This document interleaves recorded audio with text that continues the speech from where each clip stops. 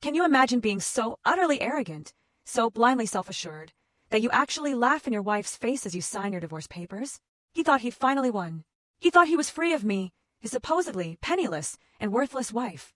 Oh, but he had no idea that his victory lap was about to turn into the most spectacular, soul-crushing defeat of his entire life, all thanks to a secret I'd kept hidden for years. My name is Chloe Harris, and for 3 long years, I might as well have been a ghost in my own home. It was a Tuesday morning, the kind of dreary November day in South Baltimore where the rain just hammers against your single-pane window, matching the damp chill in your bones. Our old radiator hissed and clanked, fighting a losing battle against the cold, but Caleb? He didn't feel it. He was too busy admiring himself. He stood in front of the microwave, using its dark, reflective glass like a mirror, meticulously adjusting the knot of his expensive silk tie. Crimson, of course. He just bought it, called it an investment in his image. He smoothed his collar, tilted his chin up, checked his teeth. He looked like a man preparing for a magazine cover shoot, completely out of place in our kitchen where the linoleum curled, and the air always smelled faintly of stale coffee and old drywall. He didn't even glance at me. He hadn't really seen me in months. To him, I was just furniture. Another worn-out piece in an apartment he was desperate to leave behind. "I need this done today, Chloe," he said, his voice flat, devoid of any warmth. He snatched a thick manila envelope from the counter, practically tossing it onto our small dining table where I sat, nursing a mug of lukewarm tea. It slid across the laminate, stopping inches from my hand. "Sign it," he smirked, that ugly little twist at the corner of his mouth. "You've leeched off me long enough." I looked at the envelope. I didn't need to open it. I knew exactly what legalese was inside. We'd been doing this dance for weeks, ever since he'd landed that huge settlement case, the one that finally put his name on the partner track of the firm. Success hadn't made him generous, you know. It had made him cruel. It had given him the audacity to discard anything or anyone he thought was holding him back. I set my mug down. My hand was steady, surprisingly so. I looked up at him, really seeing him now. The sharp cut of his suit, that new, artificial posture he held himself with. He was conventionally handsome, the kind of face that always assumed it would be forgiven. But I saw the tension in his jaw, the insecurity he tried to bury under expensive cologne and aggressive ambition. "Do you have a pen?" I asked, my voice barely a whisper. He actually huffed, an exaggerated sound of pure annoyance, and patted his pockets. He pulled out a sleek silver fountain pen, another recent purchase, and dropped it onto the papers. "Make it quick. I have a strategy meeting at 9, and I don't have time to babysit your emotions." I uncapped the pen. The nib was gold, sharp, precise. I opened the document to the very last page, skipping all the paragraphs detailing assets we didn't have and debts he claimed were mutual. I found the line for my signature. I didn't cry. I didn't ask him why.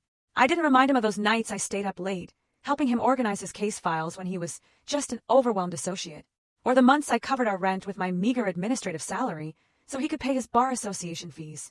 None of that mattered to the man standing before me now. I pressed the pen to the paper. Chloe Harris. The ink flowed smoothly, dark and permanent. Caleb watched me. I could feel his disappointment radiating off him. He wanted a scene. He wanted me to plead, to scream, to throw things, to give him a reason to call me crazy. He needed to be the victim of a clingy, irrational wife so his narrative would be complete. My silence, it robbed him of that satisfaction. He pulled his phone out while I signed the duplicate copy. The screen lit up, illuminating his face, and his expression softened instantly. Contempt melted into a greasy, practiced charm. Oh, I knew who was on the other end of that message.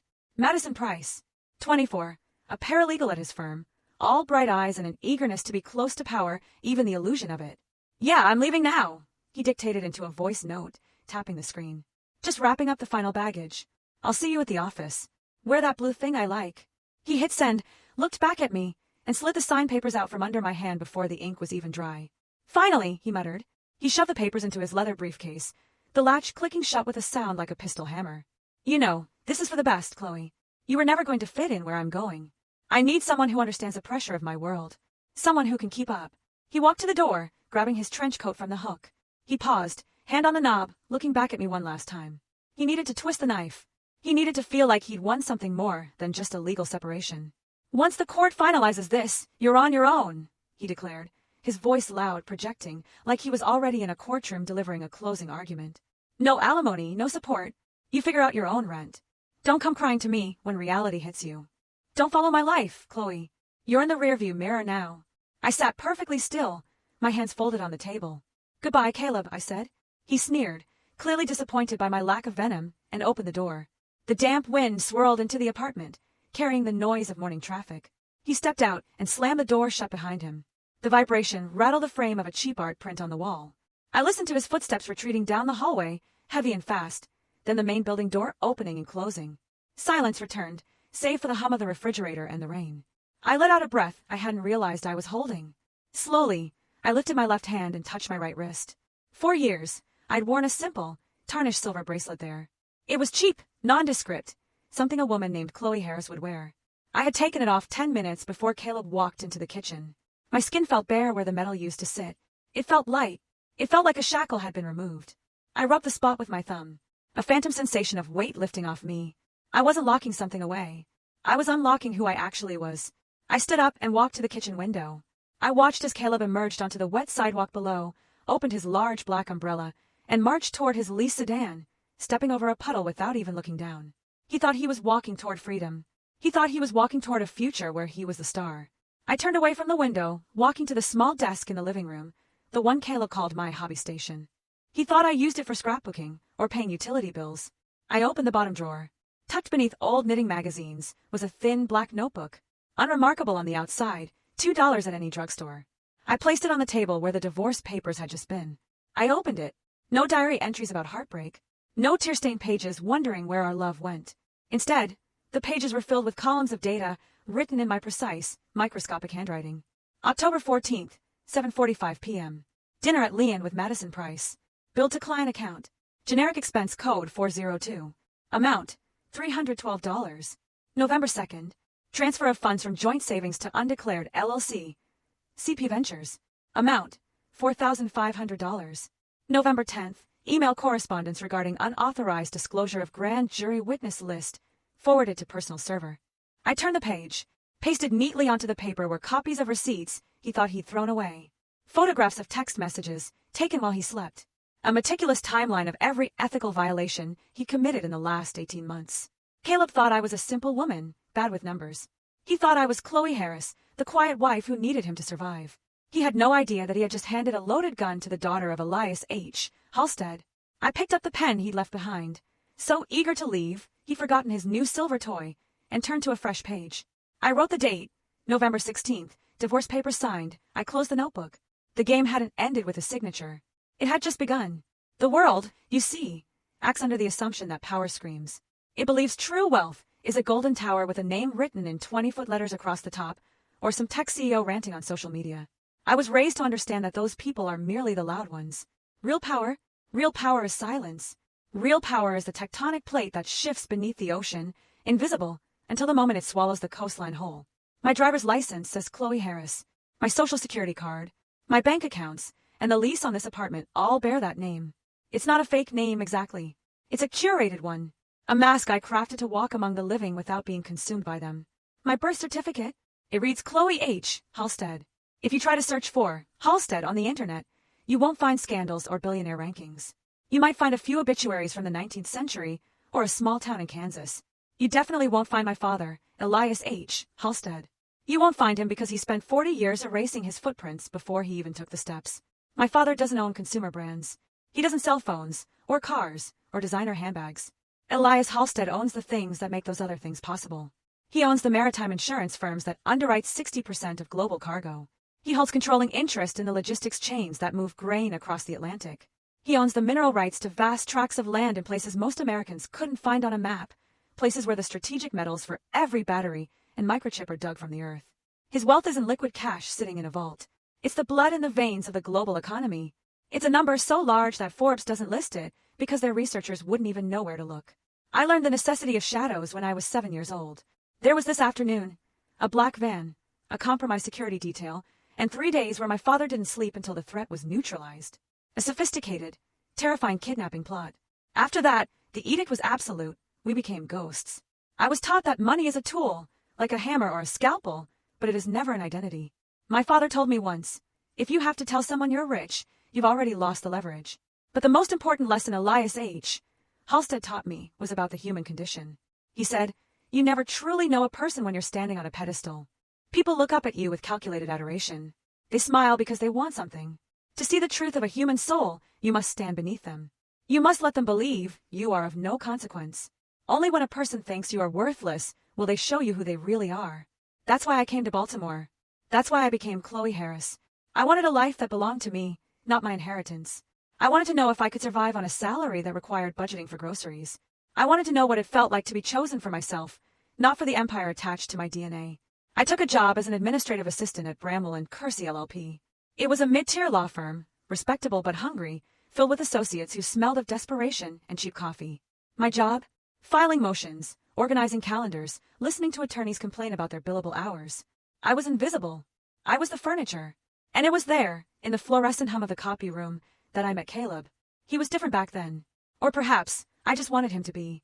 Caleb was 27, drowning in $150,000 of student debt, terrified he was going to wash out. He didn't have custom suits or crimson ties. He wore off-the-rack shirts that were slightly too big in the shoulders. He stayed late every night, not because he was important, but because he was slow, meticulous, and terrified of making a mistake. I remember finding him in the break room one Tuesday night at 11. He was staring at a vending machine, looking utterly defeated because his credit card had been declined for a bag of pretzels. I bought them for him. $1.50. He looked at me with eyes so unguarded, so grateful, it felt like a physical touch. We sat on those plastic chairs and talked for an hour. He told me about his fear of failure. He told me he wanted to be a great lawyer, not for the money, but because he wanted to win for people who couldn't fight for themselves. He seemed so earnest. He seemed like a man who understood struggle. I fell in love with that version of him. I fell in love with the Caleb who needed me.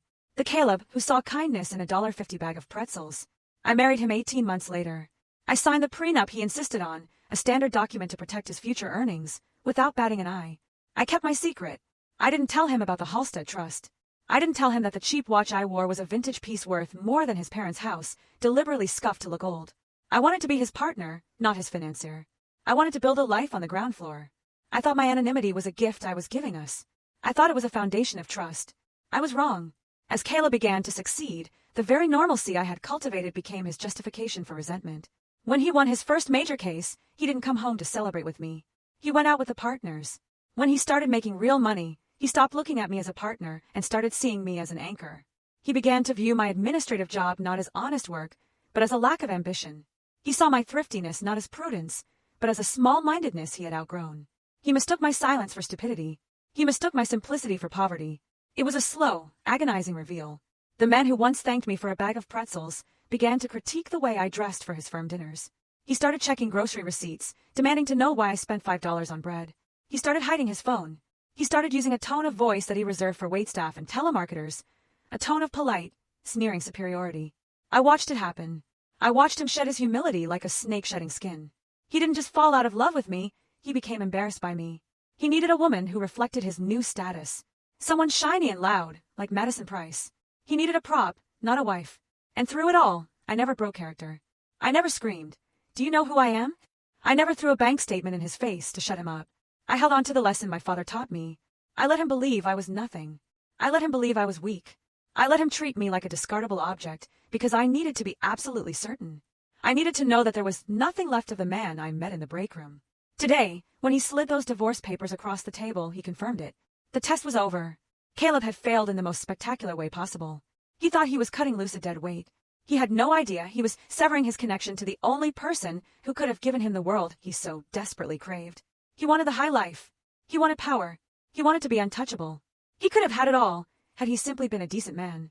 Now, he would get none of it. I stood in the center of the silent apartment. The ghost of his cologne still lingered, a scent called success, or something equally banal. I picked up my phone. Not the cheap model I used around him, but the secure, encrypted device I kept in the false bottom of my sewing kit. I dialed a number I hadn't called in 3 years. It rang once. "Miss Halstead," a voice answered. It was deep, calm, and sounded like old mahogany. Arthur Penhaligon, executive of the Halstead Family Trust, the only man my father trusted completely. "It's done, Arthur," I said. My voice didn't shake. "The papers are signed." "I see," Arthur replied. No pity in his tone, only efficiency. "We've been monitoring the situation as you requested. The file on Mr. Caleb Vance is comprehensive. Are you ready to proceed with the next phase?" "Yes," I said. "Initiate the protocol." "And Arthur?" "Yes, Miss H. Make sure the probate documents are delivered to the courtroom exactly when the judge calls the docket number. I want the timing to be impeccable. Consider it done. Welcome back, Chloe." I hung up. I looked around the apartment one last time. It was a cage I had built for myself, but the door was open now. I was done being Chloe Harris, the administrative assistant. It was time to remind the world, and Caleb Vance, What happens when you wake a sleeping giant? Success is a drug, and Caleb Vance had absolutely no tolerance for it. The change didn't happen all at once. It was a gradual corrosion, like rust eating through the undercarriage of a car. It started when he won the Whitman settlement, a personal injury case that brought in a six-figure contingency fee for the firm. Suddenly, the man who used to check the price of eggs was researching bespoke tailors in Daiki and reading magazines about cigar investments. He began to curate his life, and the first thing he realized was that I didn't fit the aesthetic. I remember the company holiday party at the Four Seasons in December. I wore a simple navy dress, elegant but understated, bought off the rack at a department store. Caleb wore a tuxedo that cost more than my first car. Throughout the night, he introduced me to the senior partners with a tight, apologetic smile. "This is Chloe," he'd say, his hand resting heavy and possessive on my shoulder, subtly steering me away from the conversation. "She keeps the home fires burning. Not much for the legal talk, are you, honey?" He'd laugh, a sharp, practiced sound, and pivot his body to cut me out of the circle. I stood there, holding a glass of sparkling water, watching him perform. He was electric, I'll give him that.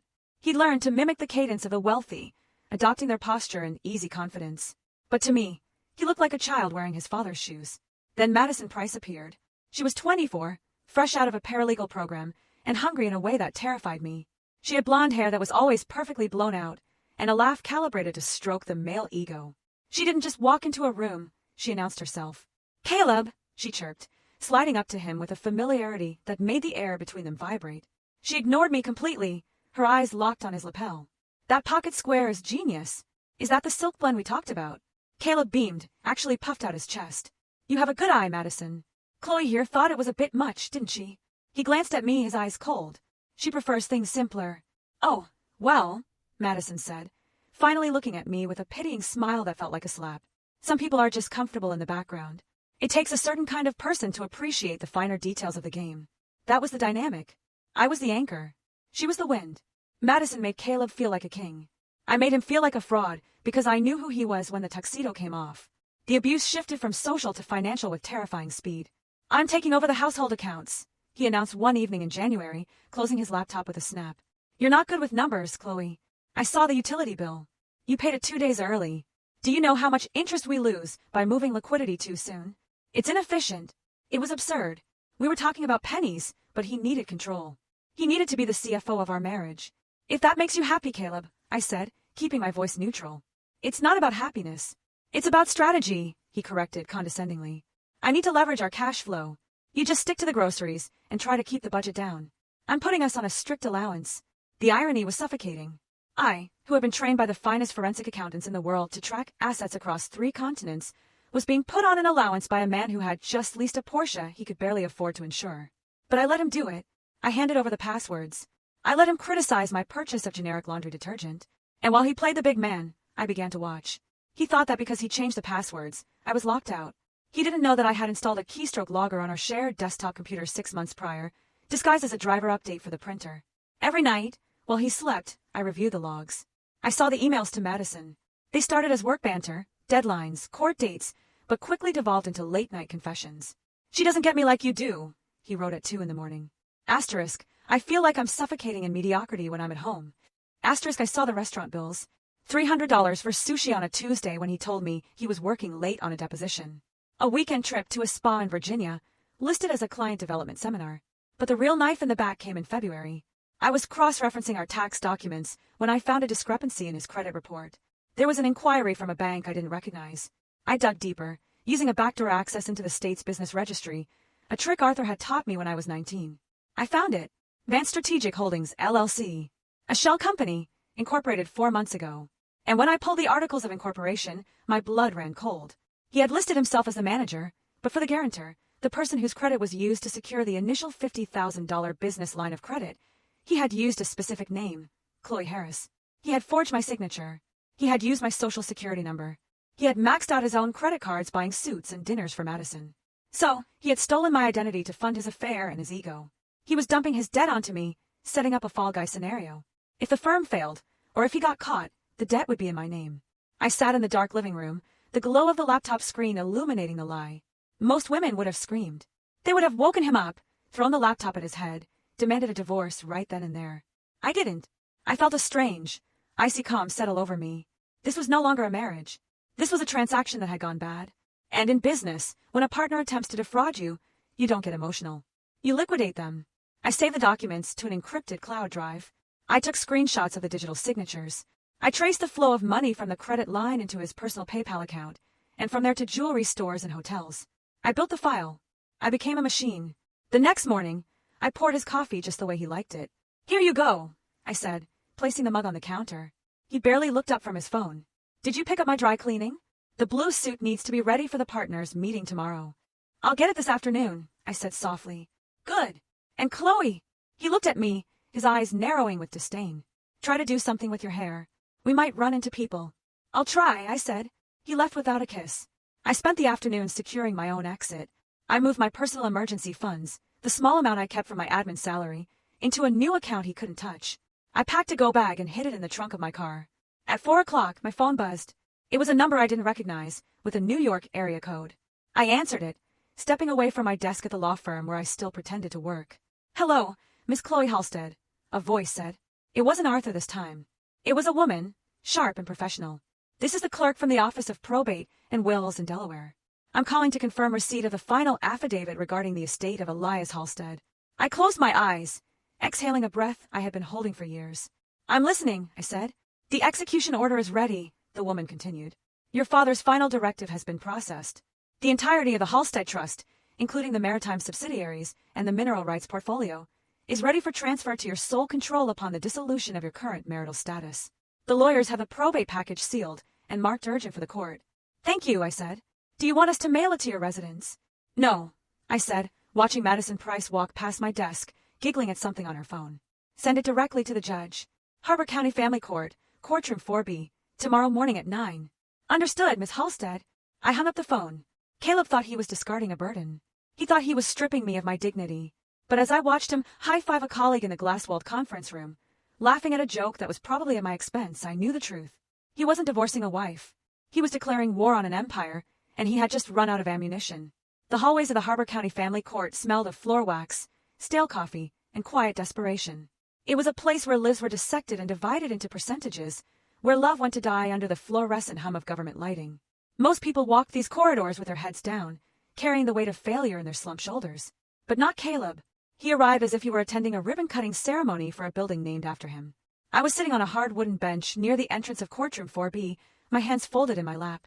I wore a charcoal gray dress I'd owned for 5 years. It was modest, fading slightly at the seams, the kind of garment that makes a person blend into the background. I looked like exactly what Caleb said I was, a woman with nothing, about to lose the little she had left. Caleb strode off the elevator with Gordon Slate, his high-priced attorney. Gordon was a man who charged $600 an hour to intimidate people, wearing a suit that cost more than my car. They were laughing. Caleb said something, gesturing with a wide, expansive hand, and Gordon chuckled, shaking his head. They looked like two old friends heading to a golf course, not a husband and his lawyer arriving to end a marriage. And then I saw her. Madison Price. She wasn't supposed to be here. Usually the other woman stays hidden until the ink is dry. But Caleb was so confident, so drunk on his own narrative of victory, that he brought her along. She wore a cream-colored blazer and a skirt that was technically professional but cut aggressively short. She scanned the hallway, her eyes landing on me. She didn't look away. Instead, she offered a small, tight smile. A victor's smile. Caleb saw me then. He didn't say hello. He checked his watch, a bulky diver's watch he bought on credit last month, and then leaned in to whisper to Gordon. His voice wasn't as quiet as he thought. "Let's make this quick, Gordon. She has nothing to claim. I just want the decree signed, so I can get back to the office by noon." Gordon glanced at me, his eyes skimming over my plain dress and scuffed shoes. He dismissed me instantly. "Don't worry, Caleb. Standard dissolution. No assets, no children. We'll be out of here in 20 minutes. They walked past me into the courtroom. Madison paused as she passed Caleb, her hand reaching out to brush visible lint off his shoulder. It was an intimate, claiming gesture. She was marking her territory right in front of me. Caleb preened under her touch, standing a little taller. He looked at me, his eyes full of pity mixed with disdain. "You can come in now, Chloe," he said, sounding like a disappointed parent. "Let's get this over with." I stood up. My legs felt strong. "I'm coming, Caleb." The courtroom was cold. Judge Marlo Carter sat behind the high bench, looking bored. She was a woman in her 60s with sharp glasses, and the demeanor of someone who had heard every lie a human being could tell. She had a stack of files in front of her and a clerk typing rapidly to her left. We took our places. Caleb and Gordon sat at the table to the right. I sat alone at the table on the left. Madison took a seat in the gallery directly behind Caleb, leaning forward so her perfume would drift over him. Case number 4920, the bailiff announced. Vance versus Vance, petition for dissolution of marriage. Judge Carter opened the file in front of her. She flipped through the pages quickly, her eyes scanning the lack of complexity. I see we have a joint petition, Judge Carter said, her voice dry. No minor children, no real estate, minimal joint assets. Petitioner waives spousal support. Respondent, that is you, Mr. Vance, waives any claim to the wife's personal effects. Is that correct? Gordon stood up, buttoning his jacket. That is correct, Your Honor. My client just wants a clean break. We have agreed to an equitable split of the checking account, which contains less than $2,000. We are ready to sign. Caleb was leaning back in his chair, tapping his pen on the table. He looked bored. He looked like a man already thinking about where he'd take Madison for lunch to celebrate. Mrs. Vance, the judge looked at me. Do you agree to these terms? I stood up slowly. I do, Your Honor. However, there is the matter of the prenuptial agreement regarding separate property. Caleb snorted. It was a loud, ugly sound in the quiet room. He leaned over to Gordon and whispered, She's trying to keep her knitting supplies. Gordon suppressed a smile and addressed the judge. Your Honor, we acknowledge the prenuptial agreement. My client has no interest in Mrs. Vance's personal hobbies or small items acquired prior to the marriage. Judge Carter looked ready to bang the gavel. Very well, if there are no other motions. At that exact moment, the heavy double doors at the back of the courtroom swung open. The sound was jarring. Everyone turned. A court clerk, breathless and flushed, hurried down the center aisle. He was carrying a thick black leather envelope. It wasn't a standard manila folder. It was textured, heavy, and sealed with red wax that had been stamped with an insignia. A bright red label was affixed to the front. Asterisk probate, urgent. State of Delaware. Asterisk the clerk bypassed the bailiff and went straight to the judge's bench. Apologies for the interruption, Your Honor, the clerk said, his voice trembling slightly. This just arrived via courier from the Chancery Court in Delaware. It's marked for immediate inclusion in the Vance docket regarding asset distribution. Caleb frowned. He leaned toward Gordon. What is this? Did you file something? No, Gordon whispered back, looking confused. I didn't file anything. Judge Carter took the black envelope. She looked at the seal. She looked at the urgency stamp. The boredom vanished from her face, replaced by a sharp, focused intensity. She picked up a letter opener and slit the seal. The sound of the tearing paper seemed to echo in the silence. She pulled out a stack of documents. The paper was thick, high-quality bond. She began to read. As her eyes moved down the first page, her expression shifted. Her eyebrows drew together. She stopped, blinked, and read the line again. She looked up from the paper, her gaze landing on me. It was a look of pure, unadulterated shock. Then she looked at Caleb.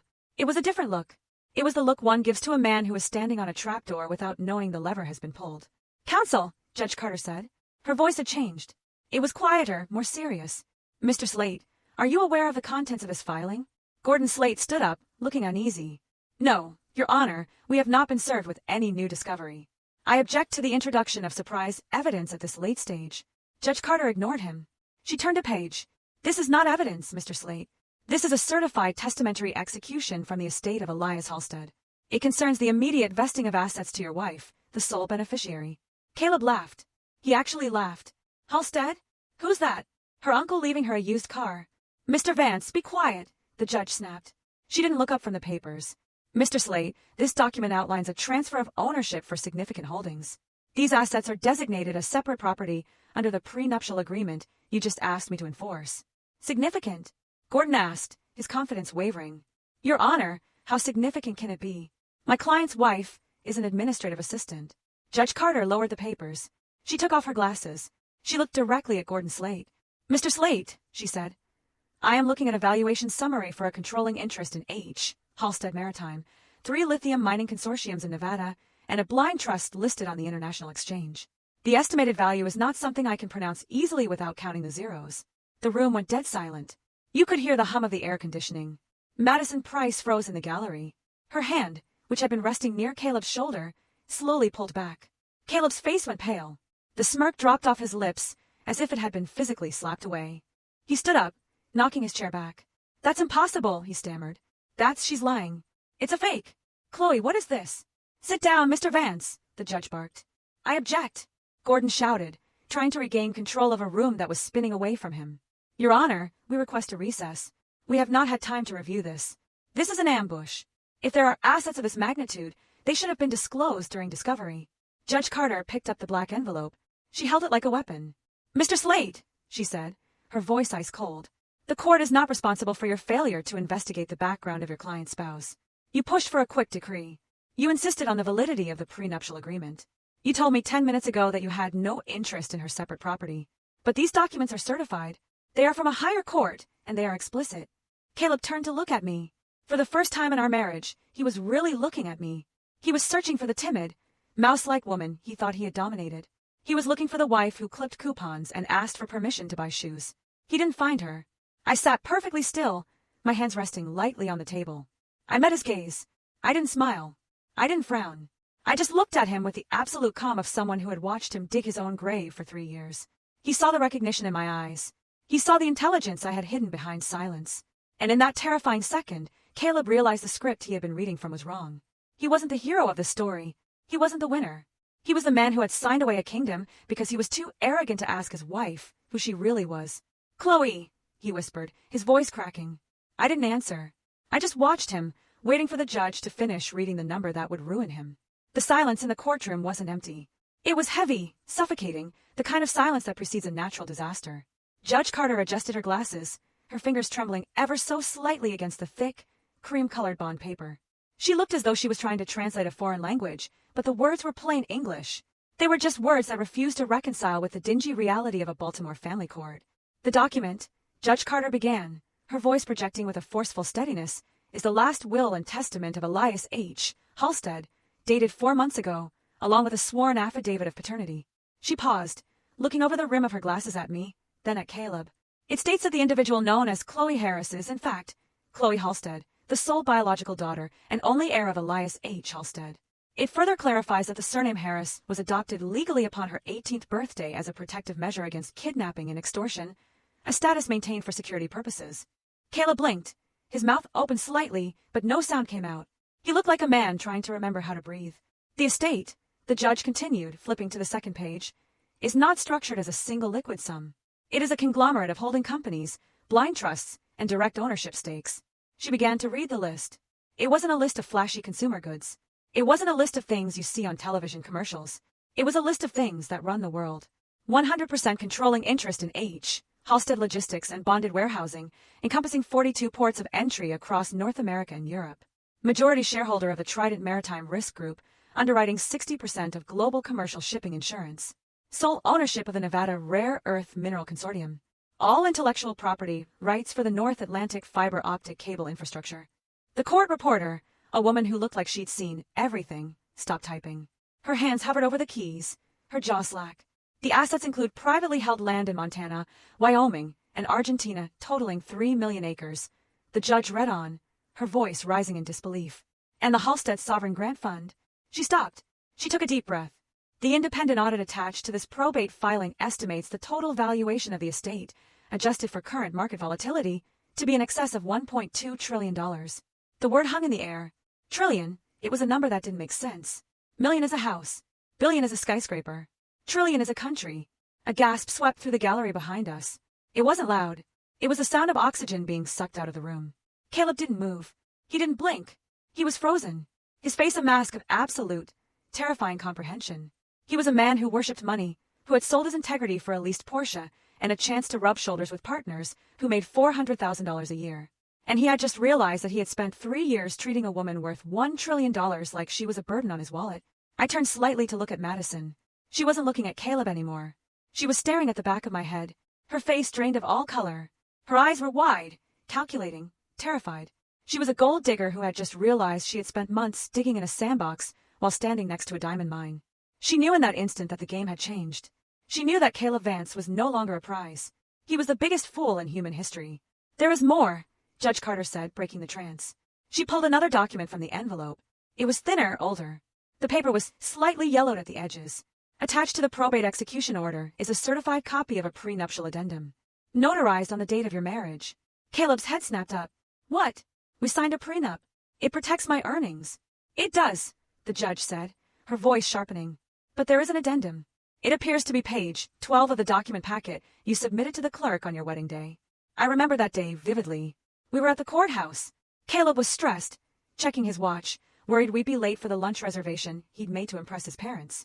The clerk had handed him a stack of papers, the license, the certificate, the standard prenuptial agreement he had insisted upon, and the addendum my father's lawyers had quietly inserted into the pile. "Just sign them, Chloe," he'd said, tossing the pen at me after scribbling his own name. "It's just bureaucratic nonsense. We don't have time to read fine print." "This addendum," the judge read, "states that any and all assets held by either party prior to the marriage or inherited during the marriage, regardless of the source, shall remain the sole and separate property of the original owner. It explicitly waives any claim to appreciation, commingling, or marital distribution." She looked up at Caleb, then added, Clause 4, Section B. It states that should either party contest the validity of the separate property in the event of a divorce, that party shall be liable for 100% of the opposing party's legal fees and punitive damages for wasting the court's time. Caleb shot up from his chair. The chair legs screeched against the floor, a violent sound that made the bailiff step forward, hand on his holster. "That's a lie," Caleb screamed, his face turning a blotchy, violent red. "She tricked me. I never saw that page. She slipped it in. I would never have signed that if I knew she had." He couldn't even finish the sentence. He couldn't say the number. "You are alleging fraud?" Judge Carter asked, her voice dropping to a dangerous octave. "Yes," Caleb shouted, pointing a trembling finger at me. "She committed fraud. She hid her identity. She let me believe she was poor. That invalidates the contract." "Mr. Vance," the judge said, leaning forward. "You are an attorney, are you not?" Yes, I am," Caleb stammered. "And what is the first rule of contract law?" Caleb stood there, his mouth opening and closing like a fish on a dock.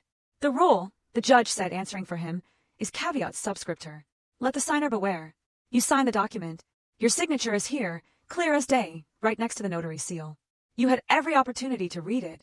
You had every opportunity to ask why your wife's middle name on the document was listed as H. Halstead. I thought it was a maiden name. I thought it was nothing," Caleb pleaded, looking to Gordon Slate for help. But Gordon had stepped away from the table, physically distancing himself from his client. Gordon knew a losing battle when he saw one. "You assumed," the judge corrected him. "You assumed she was nothing, so you treated the paperwork with the same disrespect you treated her. That was your choice, Mr. Vance. And now it is your consequence." Caleb slumped back into his chair. He looked small. The swagger was gone. The arrogance had evaporated, leaving behind a hollow, pathetic man who had held the world in his hands and thrown it away because he was too busy looking in the mirror.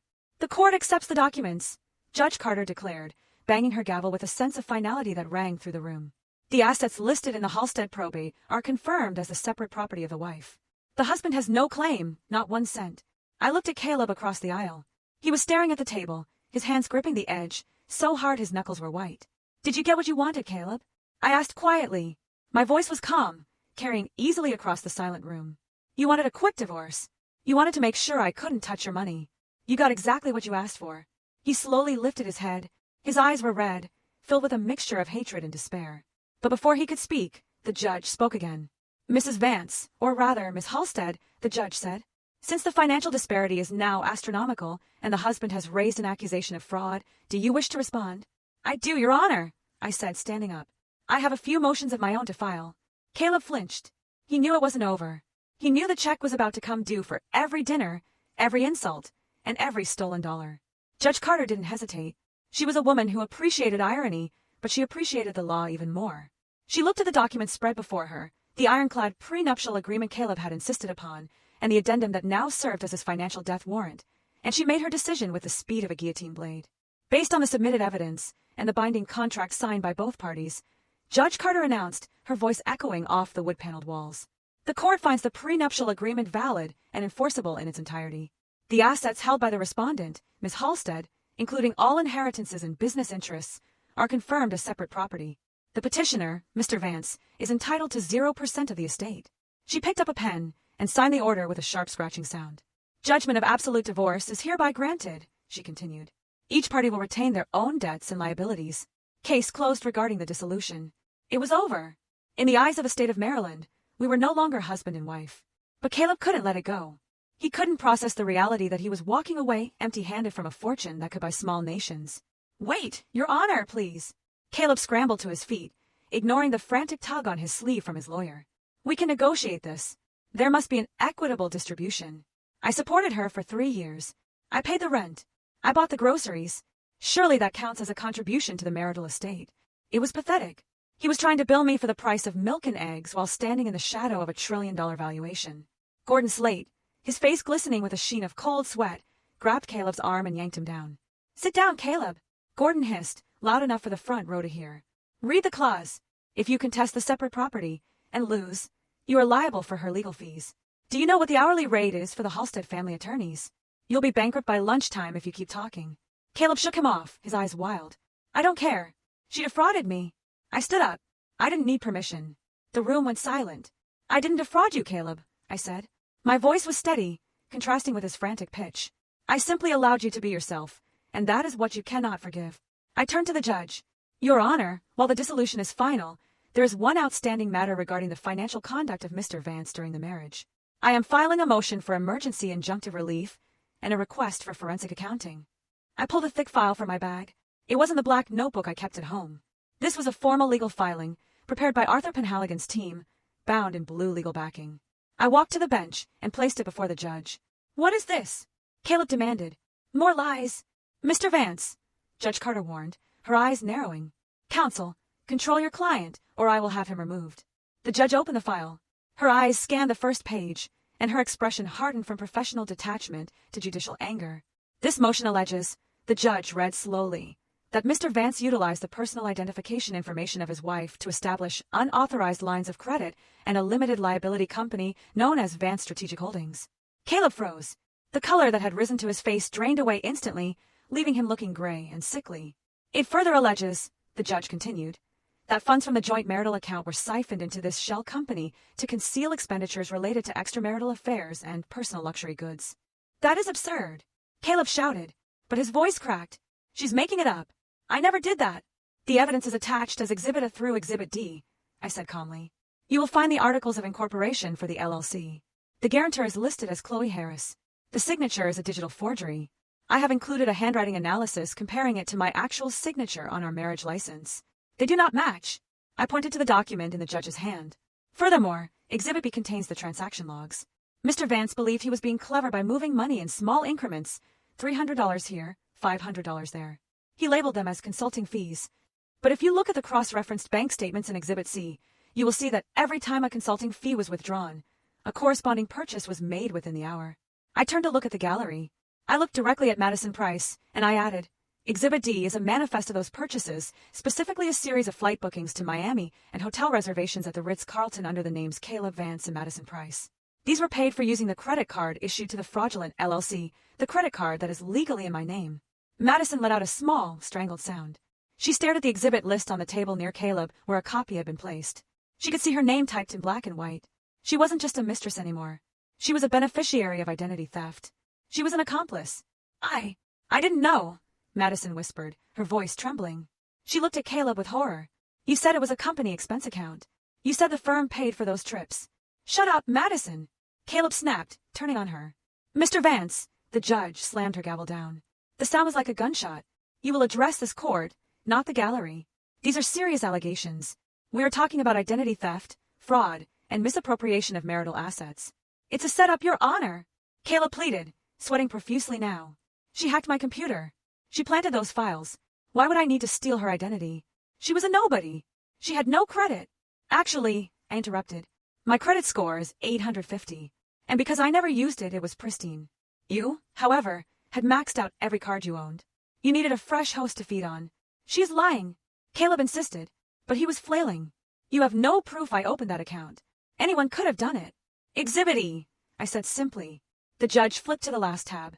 These are the IP address logs provided by the internet service provider, I explained. The application for the credit card and the LLC incorporation were submitted from a specific IP address on October 4th at 11:45 at night. That IP address belongs to the residential Wi-Fi of our apartment, and the MAC address of the device used to submit the application matches the serial number of your firm-issued laptop. I paused to let that sink in. Unless you were suggesting that I broke into your password-protected work computer, which requires a biometric fingerprint scan to unlock, and framed you while you were sleeping next to me, the evidence is irrefutable. Caleb stared at the page. The technical numbers stared back at him, the digital fingerprints he didn't even know he was leaving. He looked at Gordon Slate. Gordon was packing his briefcase. Your Honor, Gordon said quietly, standing up. I request a brief recess to confer with my client regarding his rights against self-incrimination. Gordon was smart. He knew this had just crossed the line from civil court to criminal court. Denied, Judge Carter said. I have seen enough to make a ruling on the assets. She looked at Caleb with a mixture of disgust and pity. Mr. Vance, Based on the prima facie evidence of financial misconduct and potential fraud, I am issuing an immediate freezing order on all accounts bearing your name, solely or jointly. You are prohibited from liquidating, transferring, or encumbering any assets until a full forensic accounting is completed. You can't do that. Caleb gasped. I have bills. I have a lease on my car. You should have thought of that before you used your wife's identity to pay for your vacations, the judge retorted. Furthermore, I am referring this file to the district attorney's office for review regarding the allegations of identity theft and forgery. No, Caleb whispered. No, please. This will ruin my career. Your career is not my concern, Judge Carter said. Justices. She raised the gavel one last time. The divorce is final. The restraining order on assets is effective immediately. The clerk will notify the banks within the hour. Bang, case closed. The sound of the gavel signaled the end of our marriage. But as the echo faded, the sound of heavy wooden doors opening behind us signaled something else. 2 uniformed court officers stepped inside, their eyes fixed on Caleb. I picked up my bag. I didn't look back at him. I had told him the truth. I didn't need his money. I just needed the world to see exactly what kind of man he was. And now, it was all a matter of public record. The courtroom began to empty, the air still vibrating with the judge's final command. The court officers stood by the exits, their presence a silent reminder that the authority in this room had shifted away from Caleb Vance. He was stuffing papers into his briefcase with frantic, jerky movements, trying to salvage some shred of dignity. He looked like a man trying to pack a parachute after he'd already hit the ground. Gordon Slate, his attorney, was already packing up. Gordon was a mercenary. He knew when a battle was lost, and he had no intention of dying on this hill with a client who had lied to him. He clicked his briefcase shut and looked at Caleb with a cold, professional distance. I'll call you later to discuss the fee structure for the criminal defense referral, Gordon said, his voice devoid of sympathy. You're going to need a specialist for the fraud charges. Caleb ignored him. He zipped his bag shut and turned to glare at me. His face was a mask of red-hot humiliation. He clearly thought this was the end of it. He thought that because the gavel had banged, he could walk out of here, lick his wounds, and eventually rebuild his ego at his job. He thought he still had his career, his status, his place in the world where he was a rising star. And I was just a memory. He was wrong. I didn't leave. I walked toward him. I moved slowly, the heels of my shoes clicking rhythmically on the hardwood floor. It was a sound he used to ignore, the sound of his wife coming to bring him coffee or clean up his mess. Now, it sounded like a countdown. Caleb looked up, his eyes narrowing. What do you want, Chloe? You got the money. You humiliated me. Are you coming to gloat? Is that what billionaires do? I stopped 3 feet away from him. I didn't raise my voice. I spoke with the calm, flat tone of a person reading a weather report. I don't care about the money, Caleb. I told you that. The money is just a tool. This, I tapped the file folder I was holding against my palm, is about consequences. What is that? He snapped. This is a copy of the dossier I sent via courier to the State Bar Disciplinary Board exactly 45 minutes ago, I said. Caleb froze. The blood drained from his face, so fast it looked painful. Beside him, Gordon Slate stopped halfway to the door. Gordon turned around, his eyes widening. He knew what those words meant. You reported me? Caleb whispered. For what? Because I was mean to you. The bar doesn't care about a bad marriage, I replied. They care about ethics. And they certainly care about felonies. I opened the folder. Section 1. I recited, not needing to look at the paper. Unauthorized disclosure of privileged client information, specifically the grand jury witness list for the Thompson case. You took a photo of it and sent it to your personal email so you could work from home. Then you forwarded it to Madison because you wanted to brag about how important the case was. That is a violation of attorney-client privilege and a breach of federal confidentiality laws. Caleb's mouth opened, but no sound came out. He looked at Madison, who was still standing near the railing, her face pale. Section 2. I continued, relentless. Billing fraud. You have been padding your hours on the Henderson corporate merger. You billed them for 20 hours of research on a weekend when you were actually in Miami with Madison. I included the flight logs and the time-stamped emails where you instructed your paralegal to falsify the timesheets. Gordon Slate let out a low whistle. He looked at Caleb with absolute disgust. You padded the Henderson bill, Caleb? Are you insane? They're the firm's biggest client. I was going to do the work later. Caleb stammered, sweat beading on his forehead. It was just a placeholder. It is theft, I said. And Section 3, financial impropriety involving a spouse's identity. The fraud you committed against me, using my name to open credit lines, is a violation of the moral turpitude clause of your license. You are not just going to be sued, Caleb. You are going to be disbarred. Caleb grabbed the edge of the table to steady himself. His knees were buckling. Being a lawyer was his entire identity. It was the only thing he had that made him feel superior to the world. Without that license, he was just a man with debt and a criminal record. You can't do this, he pleaded, his voice cracking. Chloe, please.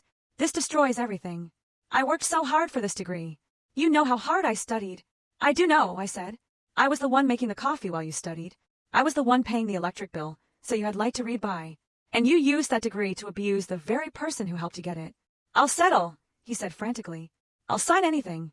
Just withdraw the complaint. It's too late, I said. Once the bell is rung, it cannot be unrung. But there is one more thing you should know. You're worried about your position at Bramwell and Kersey. You think that if you can just talk your way out of this, you might still have a job. I'm a top associate, Caleb said, clutching at a straw of hope. The partners love me. They'll protect me. The partners are busy right now, I said. They are currently in a closed-door meeting regarding a merger. Caleb frowned. How do you know that? That's confidential firm business. It was confidential, I corrected him. Until this morning, when the acquisition was finalized. Bramwell and Kersey is being acquired by the Northwind Council Group. Caleb's eyes widened. Northwind? They're huge. They're the premier corporate litigation firm on the East Coast. That's good news. They'll need good lawyers. Northwind Council Group, I said slowly, enunciating every syllable, is a wholly owned subsidiary of the Halstead Sovereign Grant Fund. The silence that followed was absolute. It was the silence of a man realizing the ground he was standing on did not exist. Caleb looked at me. He looked at the simple dress I was wearing. He looked at the woman he had called boring, simple and unambitious. You own Northwind, he whispered. My estate owns it, I said. Which means effectively, I own Bramwell and Kersey. I own the building you work in. I own the servers your emails are stored on. I own the chair you sit in. He looked like he was going to be sick. The realization was crushing him. The place where he had built a shrine to himself, his office, his title, his reputation, now belonged to the wife he had discarded. So that's it, he spat out, trying to rally some anger to cover his fear. You're going to fire everyone? You're going to burn the company down just to get back at me? No, I said. That is what you would do, Caleb. Because you are petty. I straightened my spine. I have already issued a directive to the transition team. All support staff, the paralegals, the secretaries, the janitors, the people you treat like furniture, are receiving a 10% retention bonus and guaranteed job security for 2 years. The partners who look the other way while you bill for fake hours are being audited. And the associates who violate ethical standards. I looked him dead in the eye. They are being terminated for cause. Effective immediately. I turned away from him. There was nothing left to say. He was a hollow shell of a man, stripped of his pretenses. Caleb spun around, desperate for an ally. He looked at the only other person in the room who had been on his side. Madison, he said, reaching out a hand. Madison, wait. We can fix this. I just need to make some calls. We can. Madison Price did not take his hand. She looked at him like he was a contagious disease. She had heard everything. She heard about the debt. She heard about the fraud. She heard that he was about to be unemployed and disbarred.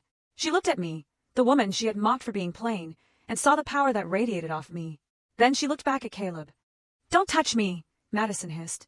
She clutched her purse to her chest and turned her back on him, walking fast toward the exit. She did not look back. Caleb stood alone in the center of the courtroom. His lawyer had distanced himself. His mistress had abandoned him. His wife had outgrown him. I walked past Gordon Slade on my way out. He stepped aside respectfully, nodding his head. Miss Halstead, he murmured. Mr. Slade, I replied. I pushed open the heavy wooden doors and stepped out into the hallway.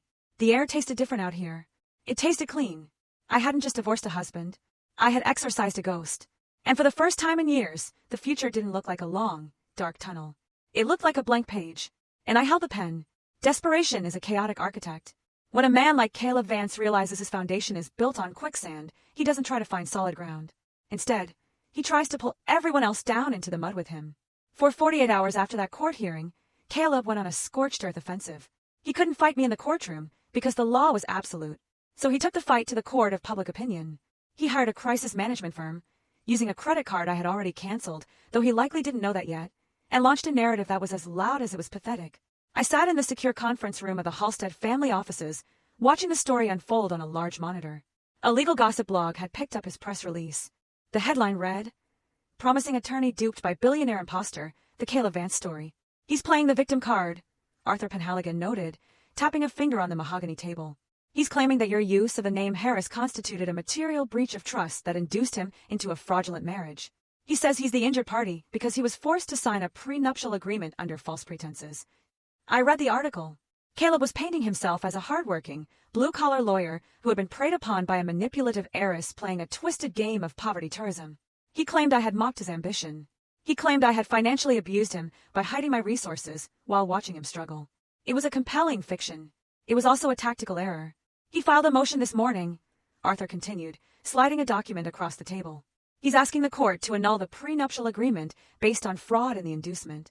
He wants a full discovery of your assets dating back 10 years. He thinks if he makes enough noise, we'll pay him a settlement just to make him go away. He doesn't know my father's policy on blackmail, I said quietly. We don't pay. We prosecute. Precisely. We've already prepared the response. The name change was legally processed by the Department of Justice when you were 18. It's sealed for national security reasons related to the strategic mineral assets. His claim that it was a trick will not survive the first motion to dismiss. Furthermore, we have the video footage from the notary office on your wedding day. The clerk asks him 3 times if he wants to read the addendum. He checks his watch and says, "Just show me where to sign so we can get lunch." End quote. File it, I said. But don't just defend. Counterattack. If he wants discovery, give him discovery. Demand his communications regarding the fraud he claims to be a victim of. Caleb thought he was starting a media war. He didn't realize he was walking into a trap set by his own paranoia. The real blow, however, didn't come from my lawyers. It came from the person he thought he owned. That afternoon, Arthur received a call from a prepaid burner phone. It was Madison Price. She was terrified. She had seen the freezing order on Caleb's accounts. She knew that her name was listed on the flight manifests, and the hotel bills paid for with stolen money. She was smart enough to know that in a conspiracy charge, the first person to talk gets the deal, and the second person gets the prison sentence. She agreed to meet us, not at a fancy restaurant, but at a nondescript coffee shop in the suburbs. She wore sunglasses and a hoodie, looking nothing like the polished shark she tried to be at the office. She slid her phone across the table to Arthur without saying a word. "What is this?" Arthur asked. "Read the thread from last night," Madison whispered. Her hands were shaking around her paper cup. I looked at the screen. It was a conversation between her and Caleb. Timestamped at 2 in the morning. Asterisk Caleb, you need to go into the office early. Access the server. Delete the folder marked Vance Personal. Then I need you to copy the client list for the Henderson merger and put it on a flash drive. Do not email it. Physical copy only. Madison. Asterisk Caleb, that is obstruction of justice, and stealing client files is a felony. I can't do that. Asterisk Caleb, you will do it if you want a future. I'm going to beat this. Madison, I'm going to get a settlement from her. Millions. But I need leverage. I need those files to trade with Northwind. If you don't help me, you're on your own. Remember who put you in that job? I looked up at Madison. He asked you to destroy evidence and steal proprietary data from a firm that I now effectively own. He tried to bribe me this morning, Madison said, her voice bitter. He met me in the parking garage. He told me that if I did this for him, we'd go to the Caymans. He said we'd be a power couple. He said I owed him because he made me. She laughed, a harsh, brittle sound. He told me once that I should love him because he was brilliant, that he was the smartest man in the room. I told him today, right to his face, Caleb, you are not brilliant. You are just brilliant at looking down on people, and right now you are looking up from the bottom of a hole. You recorded the conversation? Arthur asked. Yes, Madison said. And I didn't delete the folder. I made a copy for you. She pushed a small USB drive across the table. I don't want money, Madison said, looking at me with eyes that were pleading. I just want immunity. I don't want to go to jail for his ego. I was stupid, but I'm not a thief. If you testify, I said, and if this drive contains what you say it contains, the corporate counsel will decline to press charges against you for the credit card usage. We will consider you a cooperating witness. Madison let out a sob of relief. Thank you. He is crazy, Chloe. He really thinks he's going to win. Caleb's lawsuit to annul the prenup moved forward with blinding speed, but not in the direction he intended. The judge reviewing his motion, Judge Carter, was not amused by his public theatrics and had expedited the hearing, issued a preliminary order to prove that Caleb was financially disadvantaged by the marriage. The court demanded a complete forensic audit of his personal finances to compare against his claims of poverty. It was the legal equivalent of stepping on a landmine. Caleb had to submit his bank statements. He had to submit his emails. He had to submit the records of the consulting business he had set up. He tried to redact them. He tried to black out the lines that showed transfers to offshore gambling sites and payments to escort services. Expenses he had hidden even from Madison. But the court order was specific. Unredacted originals only. The more he tried to prove I was a fraud, the more he proved he was a criminal. The final nail in the coffin arrived on a rainy Thursday evening. Caleb was at his temporary apartment, a dingy efficiency he'd rented after being locked out of our home. He was likely drafting another press release, or screaming at a junior associate over the phone. I wasn't there, but the private investigator we had hired to monitor him reported the scene in detail. A courier arrived at his door. Caleb probably thought it was a settlement offer. He probably thought I had cracked under the pressure of his bad press and was sending a check. He opened the door, wearing sweatpants and a stained t-shirt, looking nothing like the master of the universe he pretended to be. The courier didn't hand him a check. He handed him a thick envelope with a seal of the State Bar Association. It wasn't a warning. It was a summons for an emergency suspension hearing. Usually the bar takes months to investigate complaints. They move at a glacial pace. But when the evidence includes a recorded conversation of an attorney soliciting a paralegal to commit grand larceny and obstruction of justice, they move very, very fast. Madison's USB drive had found its way to the disciplinary committee. Caleb stood in the hallway of his cheap apartment building, the fluorescent light buzzing overhead. He tore open the envelope. I imagine his hands were shaking. I imagine he read the words, immediate interim suspension, and allegations of moral turpitude. He had started the week trying to paint me as a villain. He was ending it as a man who was about to lose the only thing he actually loved, his title. He had chosen to play dirty. He had chosen to turn a divorce into a war. He just forgot that when you throw mud at a person who owns the ground you stand on, you're the one who ends up buried. I received a text from Arthur Penhaligon 10 minutes later. Summons served. The hearing is set for Monday. He has no counsel. Gordon Slate formally withdrew an hour ago. I set my phone down on the table of my new penthouse overlooking the harbor. The view was expansive, filled with lights and ships moving silently in the night. Ships that, in one way or another, answered to the name H. Halstead. Caleb had wanted a reaction. He was about to get the final one. The rain had turned into a sleet that coated the city in a sheen of dirty ice. It was 1 a.m. on the night before the disciplinary hearing that would determine whether Caleb Vance remained a lawyer or became a cautionary tale. My phone had been vibrating incessantly for 3 hours. 17 missed calls. 12 voice messages, ranging from sobbing apologies to incoherent rage. Finally, a text message came through that made me pause. I know about the offshore accounts in the Caymans. Meet me, or I send the IRS a tip about Daddy's tax evasion. It was a bluff, of course, but it was a desperate bluff. And desperate men are dangerous because they are unpredictable. I knew I had to control the explosion before it happened. I agreed to meet him at the Silver Spoon, a 24-hour diner on the edge of the city limits. It was the kind of place with flickering neon signs and coffee that tasted like burnt rubber, a place where people went when they had nowhere else to go. I didn't go alone. Arthur Penhaligon sat 3 booths behind the spot I had chosen, his back to me, nursing a cup of tea. He looked like an elderly insomniac, completely harmless in his tweed coat. But I knew that inside his jacket pocket was a high-fidelity directional microphone, and on the seat beside him was a witness affidavit already drafted, waiting for a signature. Caleb arrived 10 minutes late. The transformation was shocking. The man who had strutted into the courtroom just a week ago in a $3,000 suit was gone. In his place was a specter. He was wearing a raincoat over a wrinkled dress shirt. No tie. His eyes were bloodshot, rimmed with dark, bruised circles that spoke of sleepless nights and chemically induced wakefulness. He hadn't shaved in 2 days. He looked like a man whose internal architecture had collapsed. He slid into the booth opposite me, bringing with him the smell of damp wool and stale whiskey. "You came," he said, his voice raspy. He tried to smile, but it looked more like a grimace. "I knew you would come. You still care, don't you, Chloe? After everything, there's still something there." "I'm here because you threatened my family, Caleb," I said, my hands folded on the table. "You said you wanted to talk." "Talk?" He laughed, a jittery, nervous sound. He signaled the waitress for coffee, his hands shaking noticeably. "I don't want to hurt you, Chloe. I really don't. I need a lifeline. You have no idea what they're doing to me. The Bar Association, the partners, they're treating me like a criminal." "You are a criminal, Caleb," I said softly. "Identity theft is a crime." "That was a misunderstanding," he hissed, leaning across the table. "I was going to pay it back. I just needed liquidity to maintain appearances until the partnership kickback came through. You know how this industry is. If you don't look successful, you aren't successful." "What do you want?" I asked. He licked his lips. "I need you to drop the complaint with the bar. Tell them it was a domestic dispute that got out of hand. Tell them I had your permission to use the name. If you do that, the fraud charges go away. And, he paused, glancing around the empty diner to make sure no one was listening. "I need a loan, just until I get back on my feet. $500,000. It's nothing to you. It's pocket change for a Halstead. You write me a check, I move to Chicago. Start over. And you never see me again. And if I say no..." Caleb's expression shifted instantly. The pathetic ex-husband vanished, replaced by the cornered rat. He leaned back, crossing his arms. "Then I blow the whistle. You think I haven't been digging? I spent the last 48 hours going through every public record of Halstead Logistics. I found the shell companies in Panama. I found the consulting fees paid to lobbyists in D.C. Your father built that empire on loopholes, Chloe. If I go to the press and tell them the great Elias H. Halstead is running a tax evasion scheme, the stock price will tank. The investigations alone will tie your assets up for years." He looked smug. He thought he had played an ace. He thought he had found the leverage that would force the giant to kneel. I took a sip of my water. I felt a profound sense of pity for him. Not because he was losing, but because he was so painfully average in his thinking. Is that it? I asked. That is your leverage.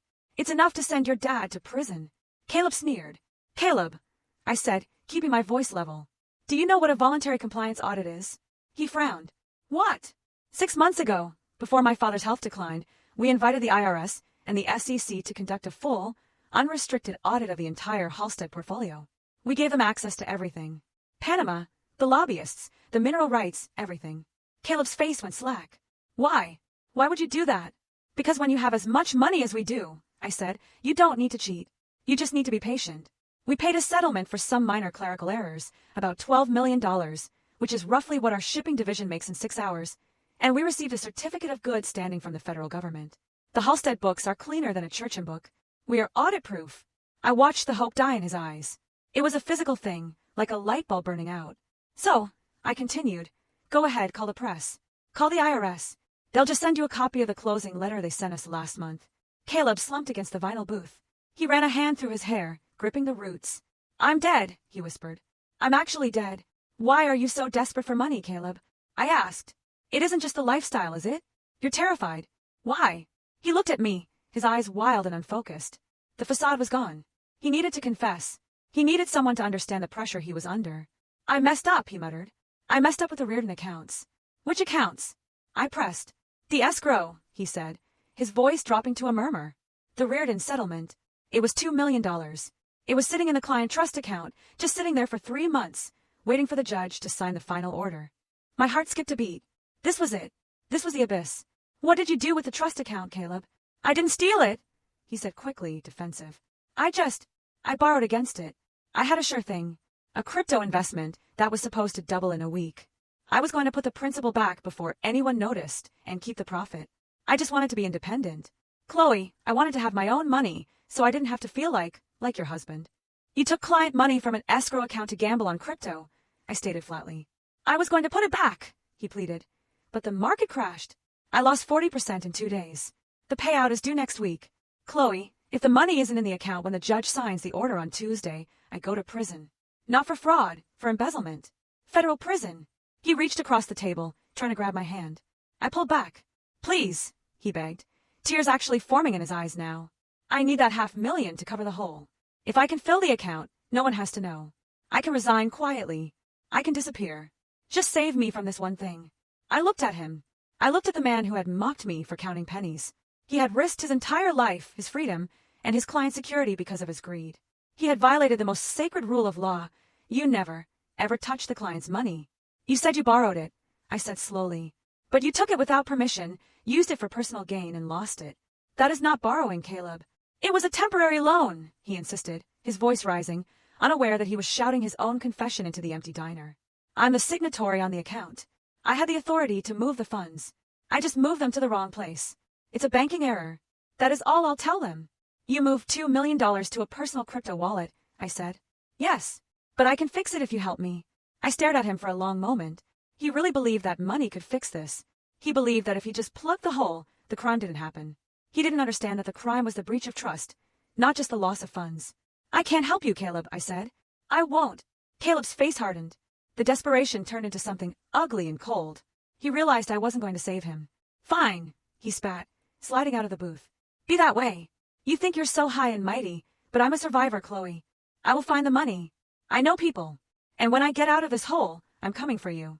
You better watch your back. He threw a crumpled $20 bill on the table, likely one of the last in his wallet, and stormed out of the diner. The bell above the door jingled cheerfully, a stark contrast to the threat he had just left hanging in the air. I watched him go. He walked out into the rain, hunching his shoulders against the wind, convinced that he had just delivered a terrifying ultimatum. He thought he had scared me. He thought he still had moves left to play. I waited until his taillights faded into the dark. Did you get that?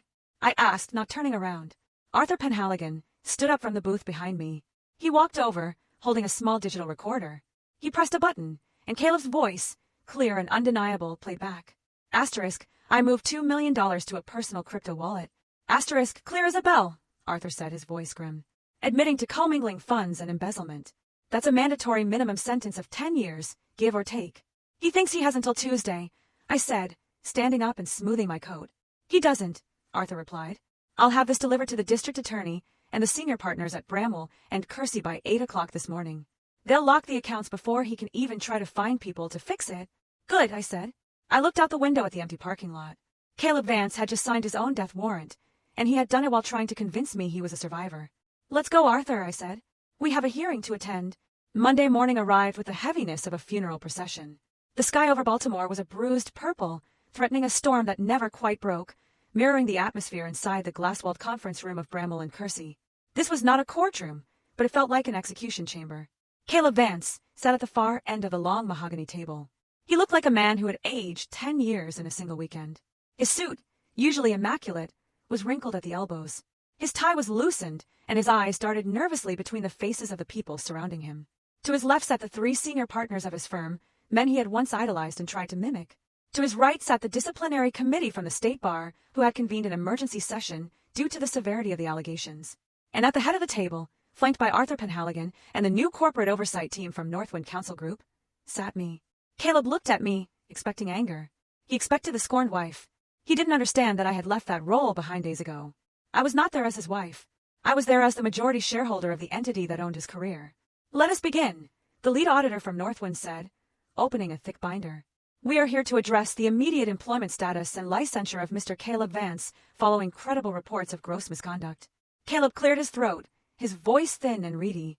I object to the presence of Ms. Halstead. This is a conflict of interest. She is a hostile party in a personal divorce proceeding. Ms. Halstead is the chairwoman of the Oversight Trust, Arthur replied calmly. She is the only person in this room with the authority to decide whether this firm is liquidated or salvaged. Your objection is noted and ignored. The evidence was presented with surgical precision. It was not a debate. It was an autopsy. First came the server logs. The IT director projected the timeline onto the smart screen on the wall. It showed the unauthorized access to the partner drive. It showed the download of the Henderson client list. It showed the attempt to wipe the logs.